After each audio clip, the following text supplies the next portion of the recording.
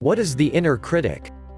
The inner critic represents all of the insecurities and anxieties that a person has. Like the inner coach, it can speak to you directly and affect your thought processes and decisions greatly. The challenge with the inner critic is that it is often concerned only with the negative aspects of each undertaking. The end effect is always the same: a person feels that the current undertaking is impossible or extremely difficult, and this can greatly impede the forwards-looking attitude that we'd like to foster with everyone. How can a person foster a good relationship with her inner coach? Your inner coach is essentially a voice inside your mind that can hold a dialogue with you, anytime. To use your inner coach is to exercise your memory, instinct and good sense in such a way that you are able to approach challenges and obstacles in life creatively. By creative, I refer to the active process of solution seeking that makes use of different kinds of approaches, not just one known or common approach. While asking other people for advice is a known best practice, one must also learn to seek the counsel of one's good sense, because in the long term, this is what will save you, again and again, because you can't always ask people for advice as you continue working on your goals.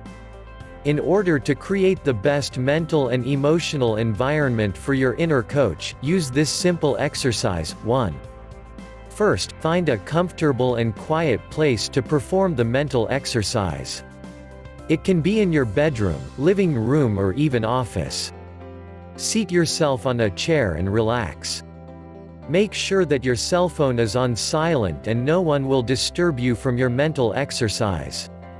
Second, think of an endeavor that you are currently working on. Just put the idea of the endeavor at the center of your mind and let it dwell there. When the image in your mind becomes clear, begin to contemplate the endeavor and how you've been handling the necessary effort to accomplish your desired results. Third, as you continue focusing on the idea of your endeavor, begin to pay close attention to the different voices that are speaking to you about the endeavor. You will encounter two general types of voices, one positive, the other a polar opposite, negative. The negative voice is almost always the inner critic, while the more constructive voice represents your inner coach, or the positive energy in your mind.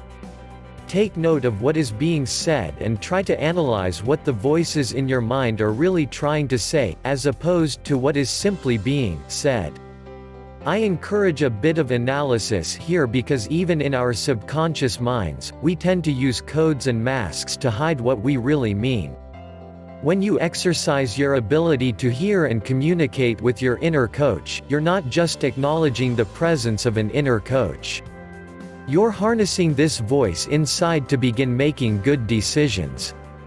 Fourth, after distinguishing the two voices, inner coach and inner critic, I want you to visualize a radio in front of you, with an antenna, a speaker and two knobs. The knob on the left side of the radio is black while the other one, directly beside it, is blue. The radio is already working. Turn the black knob slightly to the right and you will hear your inner critic speak. Turn the blue knob after and you will also hear your inner coach speak, alongside your inner critic. Obviously, in this orientation it is difficult for you to hear your inner coach because your inner critic is spouting away at the same time. Let's fix the challenge. First, turn the black knob to the left to turn your inner critic off, or to the barest whisper. In real life, it's not possible to turn off the inner critic completely because humans are instinctually pessimistic, a remnant of our hunter-gatherer days many thousand years ago. After drastically reducing the speaking power of your inner critic, turn your attention to the blue knob beside it. Turn the blue knob to the right until you can hear the voice clearly, as if it was speaking directly to you and the source of the sound is but a meter away.